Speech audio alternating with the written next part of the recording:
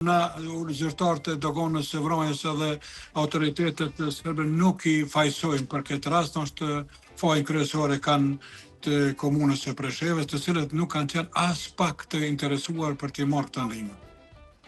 Po sikur ata të ishin të interesuar për të marrë këtë ndihmë me vlerë 300.000 euro, ata do të reagojshin shumë ma lehtë e ma mirë edhe... Pse mendoni pra që ka pasur një mungesë të, vlerësoni që ka pasur një mungesë të interesimit nga komuna e Preshevës?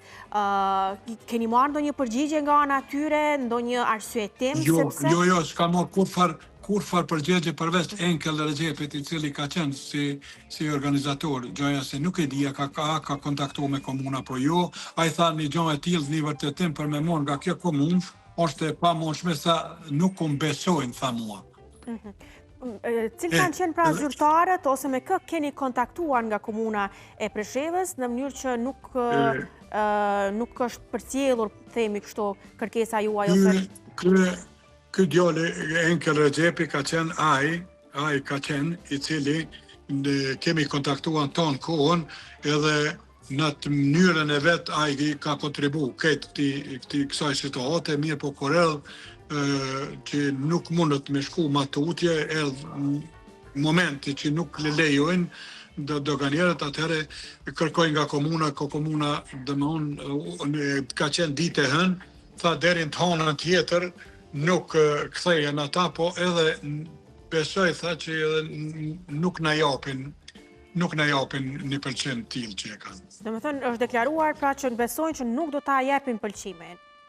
Po, Enkel Recepi kështu u deklaron se nuk jam i sigurt që do të më pëlqejë. Ka qenë informuar komuna e Preshevës që ju jeni duke dërguar një dërgesë të tillë?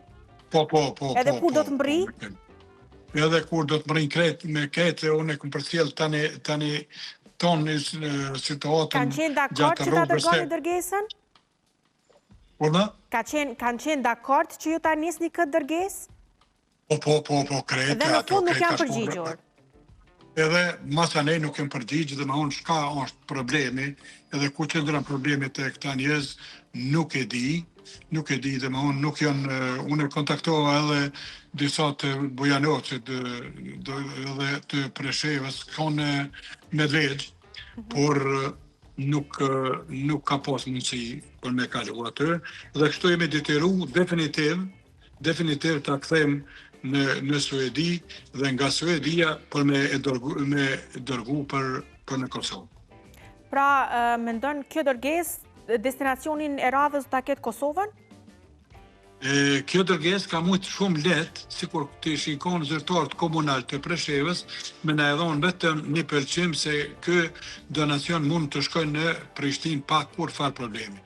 Mirë, po ata nuk na u përgjigjen, edhe domthon neve na kushtojnë shumë për mbi 6.000 euro, domthon kanë shku poshtë këto pore, që faktikisht është mëkat për këtë situatë, e tani kamioni ka arritur në Suedi dhe dje zyrtarisht u nis për destinacionin që do të mrejnë në Kosovë, besoj që tonën është mas lartë.